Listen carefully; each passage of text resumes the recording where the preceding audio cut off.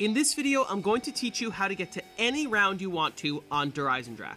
And the best part about this strategy, the bows are entirely optional. This strategy can be run with classic gums or with mega gums, and the strategy itself is basically identical with both. In this footage I use megas, but I will go over the differences if you want to use classics instead later in the video. You're going to need 3 weapons to run this strategy: the HVK with Deadwire, the M8A7 with Deadwire, and the KRM with Turned. Because these are all wall weapons, hitting the box is completely optional. You could also replace the KRM with the Brecci if you prefer, but I prefer the KRM because the ammo is buyable off the wall. Additionally, having monkey bombs is nice, but not required. You'll notice that I said 2 different weapons, both with Deadwire. The reason for this is very simple. You don't necessarily need a third alternate ammo type. Having 2 weapons with Deadwire actually makes it so you spend significantly less time running to buy ammo throughout your game, which, believe it or not, saves you a ton of time over the course of the game. What you're going to do is you're going to use one of your weapons all the way until it runs out of ammo, and then switch to your other Deadwire weapon. And only once they both run out of ammo are you going to buy more. For your perks, you're going to need Juggernog, Quick Revive, Mule Kick, and Electric Cherry. If you are out of Quick Revives, you can swap it for Double Tap. That being said, I will mention it is actually best to run the strategy with Juggernog, Mule Kick, Electric Cherry, and Double Tap, and you want to forgo Quick Revive. But if you're worried about taking it down, you can get rid of Double Tap and it should be fine. However, taking down the Panzer without Double Tap can be quite difficult. If you struggle with this, then you should use Double Tap instead of Mule Kick, and you'll have to choose whether you want to get rid of the HVK or whether you want to get rid of the KRM, but the M8A7 will always be part of your setup. Honestly, it's up to you, but I do find it easier to keep the M8A7 and the HVK and get rid of Turned. Of course, with Megas, you can just run all 9 perks, like you see here. There's one door that you need to keep closed, which is the door leading from the top of the church towards the clock tower. This means that at the beginning of the game, you're required to leave spawn through the Double Tap side, not the Mule Kick side. For this strategy, you're going to want to stand at the top of these stairs in the church. The most important thing to make sure you run this strategy efficiently is that you do not want to cross this line here, ever. When you stand behind the line, the zombies only spawn from the 3 windows on the first floor of the church, meaning it's very easy to kill a lot of them quickly, because they're going to respawn quickly and get to you quickly. Going past the line onto the stairs will cause them to spawn both outside of the church and all the way down in the Undercroft, which is super slow because they're going to take a long time to get to you. It's going to make it much more difficult to play the strategy. To start the strategy, first make sure that you throw away all of your Widow's Wine grenades, since Widow's Wine will actually make it more annoying to run the strategy, and it'll also crash your game on high rounds. At the beginning of the round, first shoot a little bit of your weapon of choice, then stand behind this railing. As the zombies come up the stairs, reload so that Electric Cherry stuns them in place. Once enough zombies are clumped up at the top of the stairs, pull out your Ragnaroks, do 1 slam, then immediately put them away.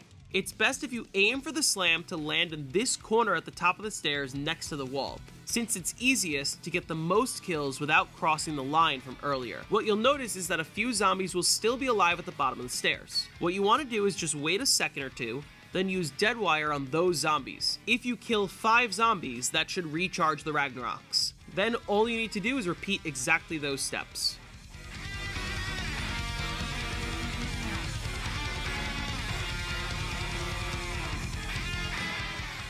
Sometimes if you get bad spawns, your Ragnaroks won't recharge fully. All you need to do if this happens is wait for the zombies to get to the top of the steps, reload to stun them, and then shoot another Deadwire at the zombies, not at the top of the steps, but just below that. That should charge your Ragnaroks, and then you can slam and continue as normal. It's important to note that Turned isn't technically required for this strategy, and it's very easy to do this with just Deadwire.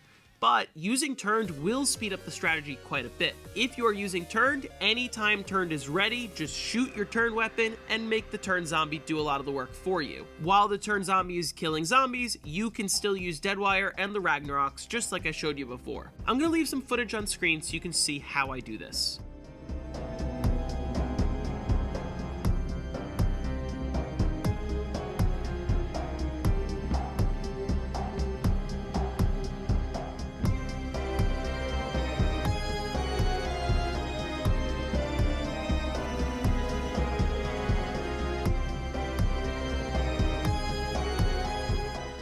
Now I'm going to show some footage of me running the strategy without using Turned, just in case you aren't using a third weapon.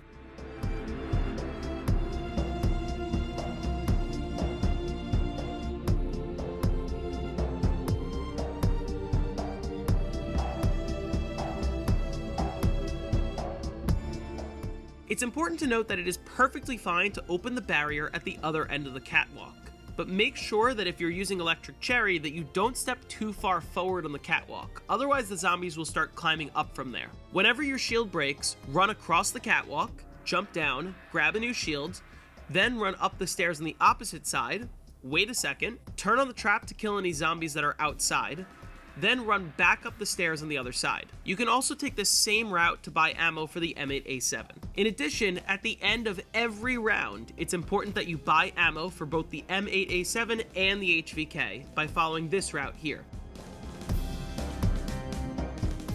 The other thing to keep in mind is the Panzer spawns. The first Panzer of the game will always spawn in on around 12, and then the Panzer will spawn in every 5 to 6 rounds for the rest of the game. So, for example, if the Panzer spawns in around 109, the next Panzer will be either on round 114 or 115. Don't forget when your last Panzer round was. Paying attention to this will make it much easier to take him down every time he spawns. If you know that the next round is a possible Panzer spawn, between rounds you want to run to the power room and wait here next to the door leading to the death ray. If the Panzer spawns, he will always spawn right here. Don't forget when your Panzer spawns can be. If you forget, he can spawn anywhere on the map and it'll be more annoying to track him down and bring him here. The way you'll deal with the Panzer changes slightly depending on which weapon you're using. First, as he is spawning, run out and wait next to the death ray switch, and wait until he turns to face you, then turn on the death ray. With the HVK, you want to just spam his power core. The aim is actually a little bit precise, but with practice, you should be able to get this down pretty easily. You should be able to take him down or get his health most of the way down before the death ray turns off. In this footage, I don't quite kill him while the death ray is still on, but you can see I kill him basically immediately after.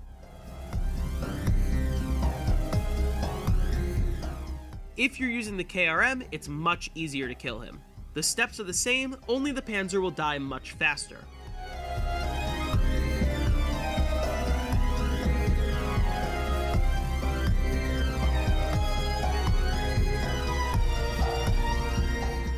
Keep in mind, if you aren't running double tap, it will be a lot harder to take down the Panzer, and I would not recommend using the HVK if you're not running double tap. Lastly, I'll just mention the dog rounds. There's no specific strategy required for the dog rounds, but just in case you were curious, the first dog round of the game will always be on either round 5 or round 6, and then the dog rounds will occur every 7 to 13 rounds throughout the rest of the game. So, for example, if you have a dog round on round 100, your next dog round will either be round 107, 108, 109, 110, 111, 112, or 113. Yeah, I know, it's a really big range. It's a little strange. Keep in mind the Panzer can still spawn in on a dog round, so again, make sure you know when your Panzer spawns are. And believe it or not, that's the entire strategy. It takes a little bit of practice, but once you get the hang of it, it's fairly easy to execute. That being said, I know what some of you in the comments are going to say. This strategy looks boring.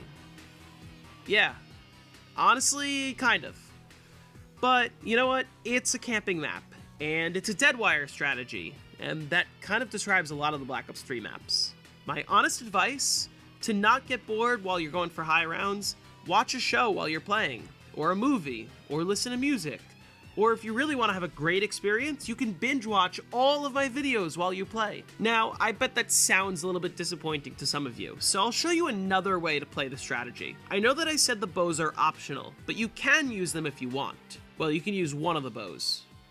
The storm bow, obviously. In my game, I decided to camp with the storm bow for the first 112 rounds. Camping with the storm bow is actually quite easy in this spot. I know that it might seem like it's easy to get overrun, but the zombies have a much harder time hitting you than it looks like. My genuine piece of advice for using the storm bow is that you just want to shoot more often than you think you need to. If you ever feel like you're getting swarmed, just shoot extra shots. It doesn't really matter if you waste ammo, since you can always switch to deadwire at any time.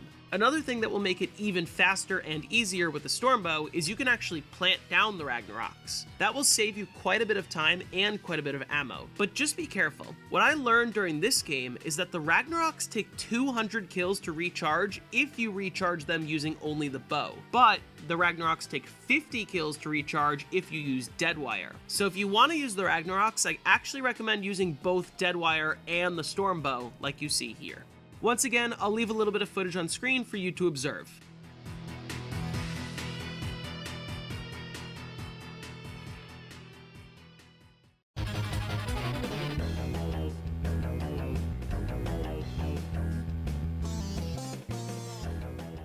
Be aware that for some reason the Stormbow drops off in power quite a bit starting on round 113, and after round 121 it will start creating torso zombies. So once you hit round 113, I would just switch to Deadwire for the rest of the game. Anyway, that is the entire strategy. Like I said, it's relatively straightforward and honestly a pretty chill and fun strategy to relax and get some high rounds. If you want to see my full setup and all the footage from this video in a full game, I left all the footage down in the description. This footage actually came from live streams that I did on this channel over the last couple of weeks. If you like this video, be sure to like and subscribe for more awesome tutorials like this one. Also, in case you're curious why I don't use any of the other bows like the Void Bow, check out this video on why the Storm Bow is the best bow on Horizon. Anyway, thank you all for watching, and I'll see you in the next one.